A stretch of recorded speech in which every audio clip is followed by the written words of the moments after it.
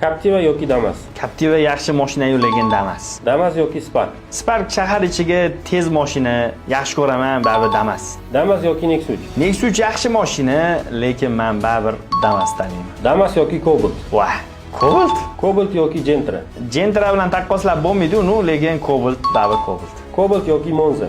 Monza chiroyli mashina, sifat jihatdan ham tez yuradi ham, lekin men baribir Cobalt tanlayman. Cobalt yoki Malibu? Malibu premium klassdagi mashina, zo'r, havasim keladi, lekin men baribir Cobalt tanlayman. Cobalt yoki Li9? Li9 ga keladigan bo'lsak, вообще zo'r mashina, gibrid, undan tashqari kam xarajat, men baribir Cobalt tanlayman. Nima uchun Cobalt tanladingiz? Oke, Cobalt O'zbekiston sharoitida optimal mashina hisoblanadi, ya'nida kam rasxod, yo'l tanlamas, shaharda ham, shahar tashqarisida ham yuraveradi. Undan tashqari hozirgi kunda Qozog'istonda ham eng ommalashib borayotgan mashinalardan bittasi. Siz qanaqa fikrdasiz? Kommentariyada izohlaringizni yozib qoldiring.